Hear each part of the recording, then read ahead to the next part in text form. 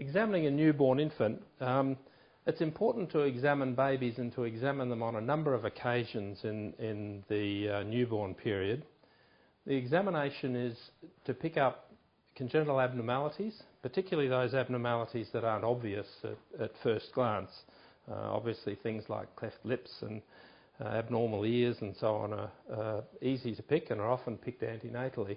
But the examination's mainly geared to pick those things that, when they're diagnosed early, lead to definitive treatments that lessen the likelihood of long-term adverse outcomes. Classic example would be dislocated hips, congenital dislocation of the hips, or congenital acetabular dysplasia as it's now termed.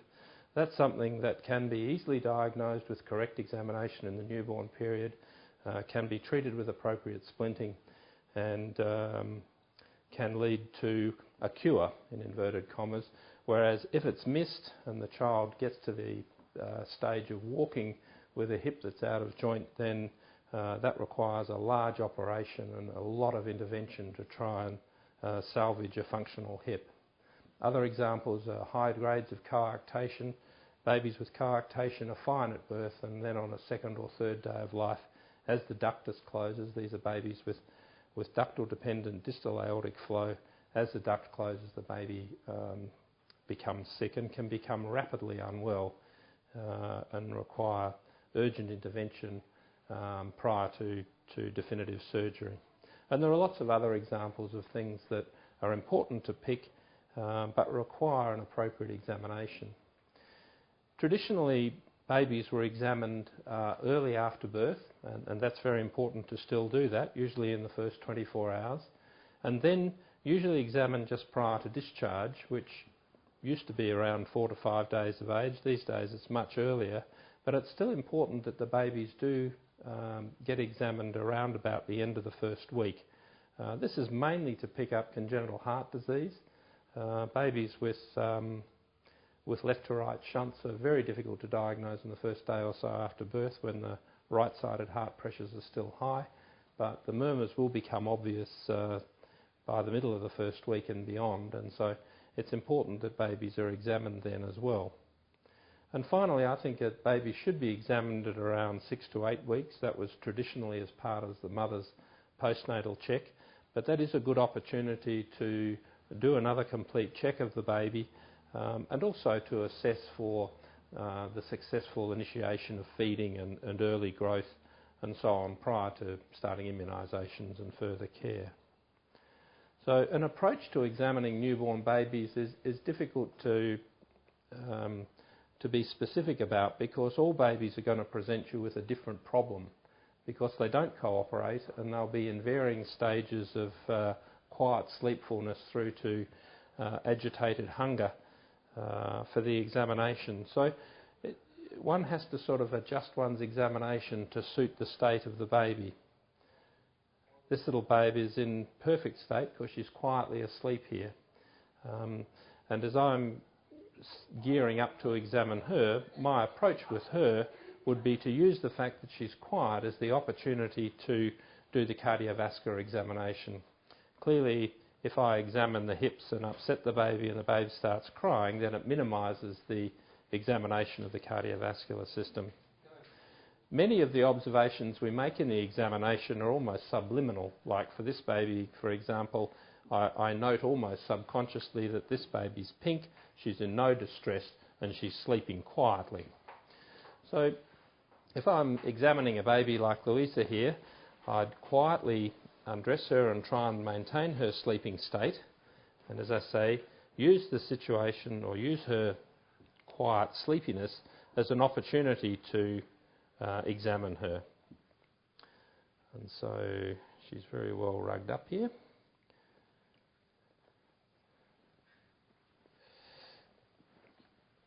Okay, here she is just starting to wake up. We'll try and keep her nice and quiet. So for the initial auscultation, it's quite legitimate to listen outside the clothing of the babe, especially using the fact that the baby's quiet. So we'll initially listen to the heart here, and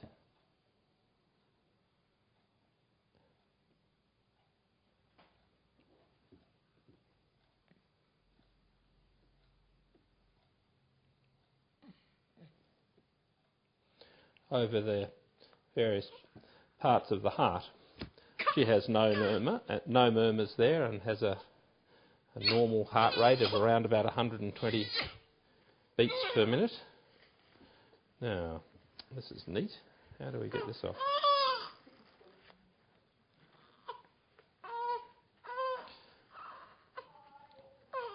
And having listened to the heart in a babe like this, who I'm now starting to wake, I think the best approach is simply to start at the top and work down with the baby. You might have to edit out my undressing the baby, but is that how you get these off? Sorry. I didn't think about it. It's all right. No, you're all right. So, is that how it's meant to go, though? It is. It's straight from over below the above? Yep. Yeah. Good. And it's straight over here. There you go. I should have got some chips on. No, she's fine. Does she take a dummy?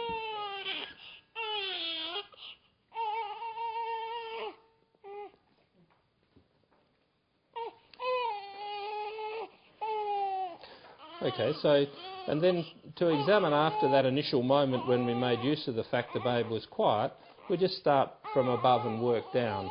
So we check the fontanelle, anterior fontanelle, diamond-shaped fontanelle here, and the sutures, the coronal sutures, the sagittal suture, and the metopic suture at the front here, and the two sutures at the back. And we make sure that there's no ridging, such as to suggest synostosis, and that the posterior fontanelle, usually just a potential space that we can feel there. The craniosynostoses present problems with skull growth, but in the majority of cases, if they're present in utero, then they produce quite marked deformity of skull growth. And this is a nice symmetric shaped head. There's clearly no problems and no ridging there. We then check the ears. And the ears are meant to be upright in the vertical axis of the body, and are meant to have the greater helix here coming in and joining the skin directly across from the corner of the eye. And similarly on this side, no two ears are really identical, so you do see some subtle differences in the ears. Remember that abnormalities of the ear are often associated with other abnormalities of the branchial arches, and so posteriorly rotated ears and ears that are situated further down along the branchial arch lines here indicate more likely problems with middle ear and inner ear development. Okay, we'll make use of the fact that Louisa's got a mouth wide open now, so we can have a good look at the palate. She has an intact palate there, and I don't think we need to do anything else with that. We now come down and look at the limbs.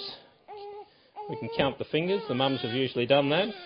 Check the ridge patterns on the hands and check for clinodactyly or shortening of the middle phalanx of the small fingers. These are subtle things that occasionally give indication of problems elsewhere. For examination of the abdomen, we're looking there for abdominal masses. Antenatal ultrasound's taken away a lot of the fun of diagnosing problems in babies' tummies. They're usually diagnosed antenatally. Remember that about 80% of abdominal masses in babies are kidneys, so it's important to palpate the kidneys. But it's also important to check the liver and the spleen, and in little boys particularly, to make sure that the bladder's not palpable.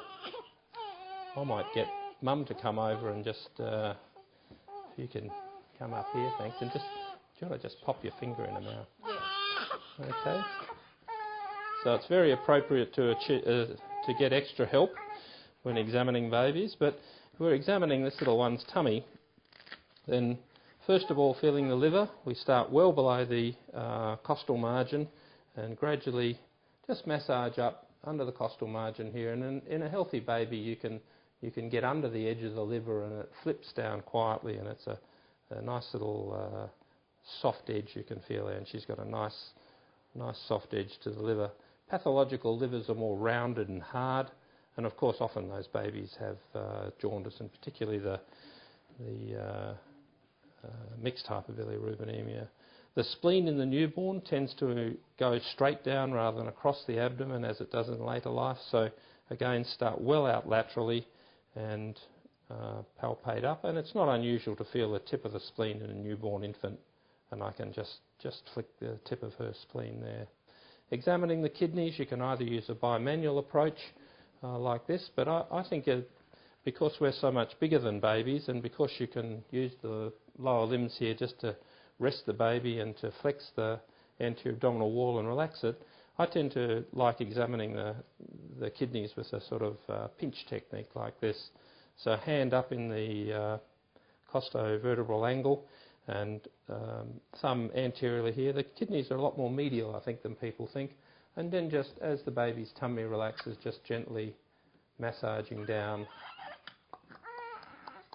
Nearly finished. Massaging down.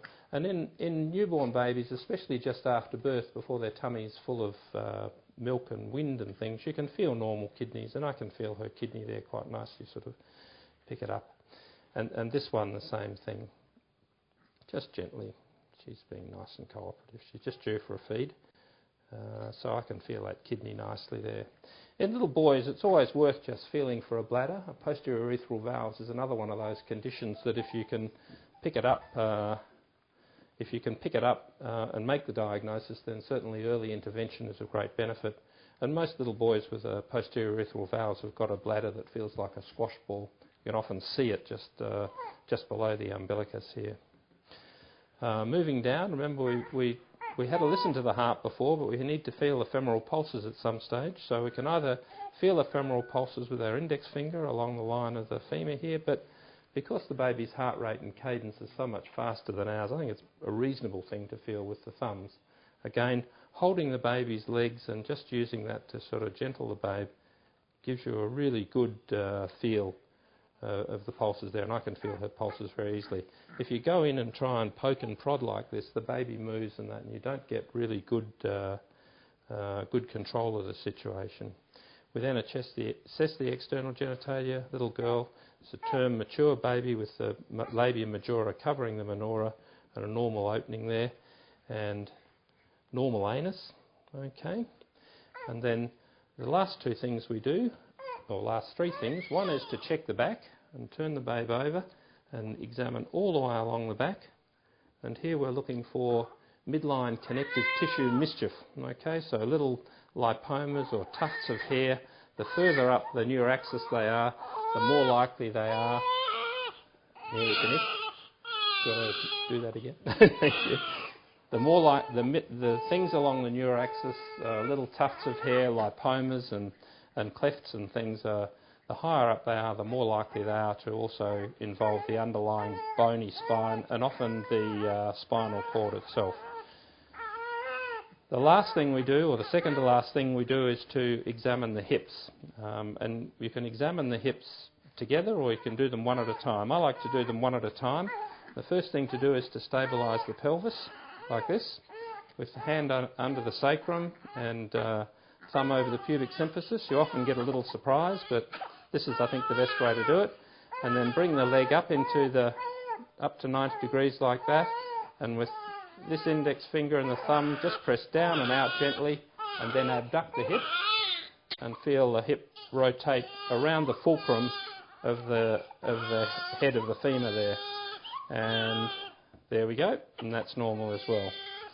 Okay, congenital dislocation of the hip. With that examination, the hip falls out of joint, and as you abduct the hip, you feel the head of the femur ride over the acetabulum and fall back into the hip. The so-called clicky hip, but it's really more a clunky hip that you feel. Okay.